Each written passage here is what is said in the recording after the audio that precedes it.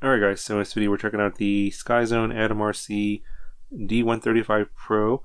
This model comes in a wide variety of different setups.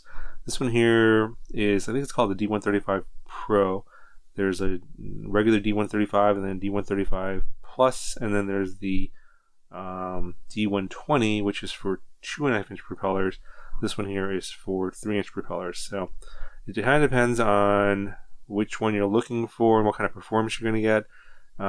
This one here comes with the 1105 3500 kV motors.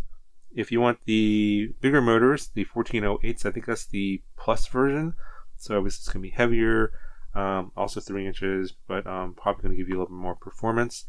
I think they all come with the same stack. It's 300 milliamp hour or 300 milliwatt video transmitter, power switchable.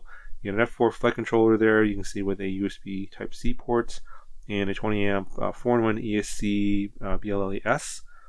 And it comes in a wide variety of receiver versions. I've got the, I think this is called the AC900 receiver, and they routed the antenna kind of like down like this, and for some reason it looks like they've burned the end of this with a soldering iron, it looks like. So my reception isn't so great on this one. But in general, that receiver is okay, with the exception of when you damage the antenna, then you're going to have bad reception. The different models come with different cameras. This one comes with the Foxeer Razor Nano camera, and the other versions come with different cameras. So if you're looking at this model, look at all of the links and read the full descriptions, because the components you get are going to be a little bit different depending on the exact setup you get. So I think the frame for the 3 inch is all the same, 3mm bottom plates. As you can see, it's a single bottom plate, so if you break an arm, you're going to have to replace the entire bottom plate. But it's not that heavy, so 3mm is probably going to be okay for this unibody. And it's pretty decent carbon. It doesn't really flex a whole lot. It's actually pretty stiff. Now, if you do get into a lot of crashes, what's probably going to break is the canopy. It is injection molded plastic. It seems fairly tough, but they do give you a second one in case you break it. Now the camera protection here is pretty much non-existent. As you can see, the camera just sticks out. So they must have designed this canopy for a different camera at one point and changed the camera, and this one happens to have a lens that sticks out. So this canopy doesn't really do anything to protect the camera, unfortunately. And this setup here for 3 inch, in terms of this thing, this is a Gemfan 3016 3-blade prop. You know, it's they're kind of using old tech. The 1105 motor was popular once, like 2-3 years ago, but now we have much better motors, like 1303s, 1202.5s, that are going to be better suited for this propeller and this sort of class. This is a lighter 3 inch weight class. And so I'm not exactly sure why manufacturers are still using 1105 and 1106 motors.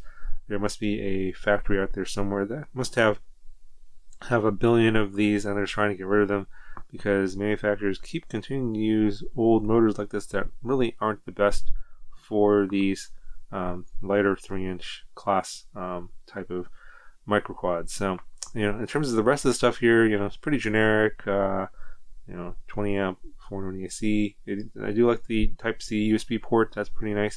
The stack is very tight, so you can see the components there's not a lot of space between them. Just keep the stack low. There's plenty of space there to put a receiver or whatever if you want to do that underneath the canopy. In terms of the PID tune and everything, it seems okay. Now I'm thinking that there's it's a limitation to how much you can do with these motors, because of the weight of this and the way it flies. This is like kind of rehashing an old story here, but for those of you guys that haven't been around for a while, these motors aren't the best for this size, because it can't control the propeller, especially if you're doing a lot of tight turns and maneuvers, because the mass of the propeller is more than the torque of this motor can handle in terms of maneuvering this quad around. So that's sort of the short story, or the short end of the long story, basically. It's more complicated than that, but basically you can get pretty good. I mean, in terms of the top end motor performance, it's fine. You get plenty of speed, but it's when you're making the tight turns, that's when the limitations of the 1105 motor come into play versus something like a 1303 or 1202.5 motor is going to be able to handle those changes in throttle at the low end better than this 1105 motor. So I'll leave it at that. I've talked about this in great detail on plenty of my older videos, so if you're interested, go back to some of those and you'll hear me talk about this motor some more. The price is okay for this. It's not the greatest. It's kind of interesting that SKYZONE ATOMRC, they're kind of new. They're getting into this space, and I don't think they've really done a lot of research in terms of like how to put stuff together. I think they've kind of gone on the sort of blueprint of older models that have made the same mistakes that people just don't like, and so I'm not exactly sure why they're rehashing older stuff that wasn't that popular. If you guys disagree, let me know down in the comments below. It flies okay. It's just that if you're doing a lot of maneuvering and a lot of tight turns and stuff like that, you're going to find that it's going to be a little bit harder to control versus if you're just going in drag race type of racing, that'll be okay because you can get up a lot of speed really quickly, but then making the turns is where this motor and this setup is problematic. Anyway, I think that's going to do it all for this model, and there's going to be, I'll put links to like a general search for the other ones of this one.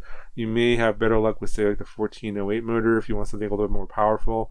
That's a different version, and then I have no idea how the 2.5-inch versions fly because they only sent me the 3-inch version. But in general, for this setup here, basically everything is the same.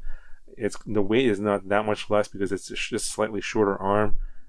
Going to a 2.5-inch prop makes the characteristics even worse. So I'm thinking that based on the same motor, which I'm pretty sure that the 2.5-inch has, the flight characteristics are going to actually be worse than on the 3-inch. So if you can't decide which one to get between the 2.5-inch and the 3-inch, get the 3-inch if you're going to get this model, because the 1105 motor is going to handle the 3-inch better than the 2.5-inch.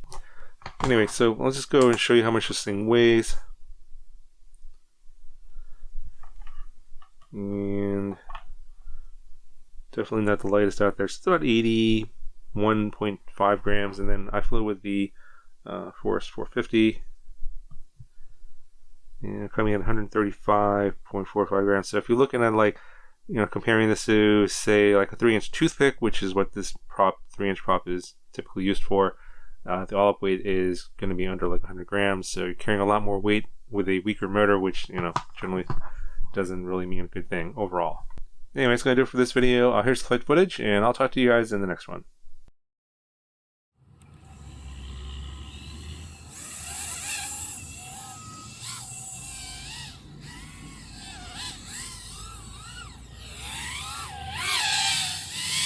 This is actually pretty quiet. Running it on the 4S 450 Alloy battery. And stock tune, stock everything. A little bit of prop wash. Actually, I don't even know what version of Betaflight this is. Just charged up the battery and bound up the receiver. Set up my modes. That's pretty much it. I think these are even the stock rates on here. They feel like the default Betaflight rates. Yeah, there's some prop wash there, so I have a feeling this is an older version of Betaflight that doesn't have RPM filter turned on. But it's pretty zippy for just an 1105 motor.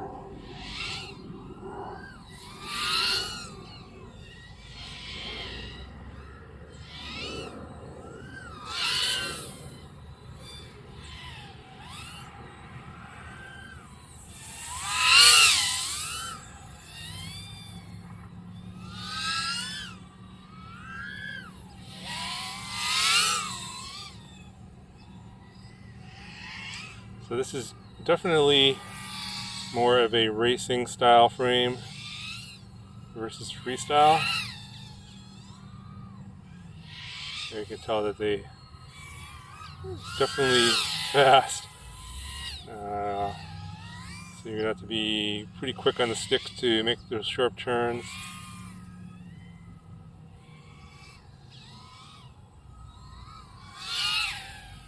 It's quite floaty too.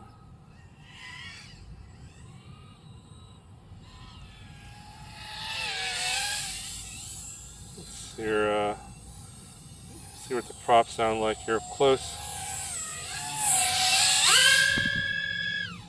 It's almost full throttle. It's pretty quiet. And more prop wash there. It's not the best tune. I think they've probably have optimized this for racing only. Not doing any kind of tricks or anything like that. Just that, and then more skillful turns to manage the prop wash.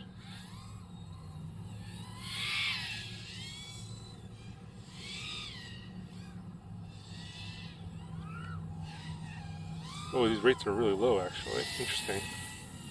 So,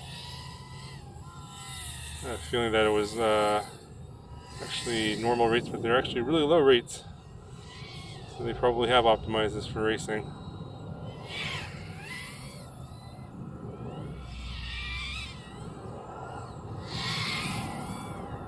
And the battery is about 3.5 minutes, 14.4 volts. Not too bad. Not going too crazy on the throttle though. It's pretty nice in that. Depends on how you come out of the turns. It can come out really nice and smooth, and sometimes a little rough.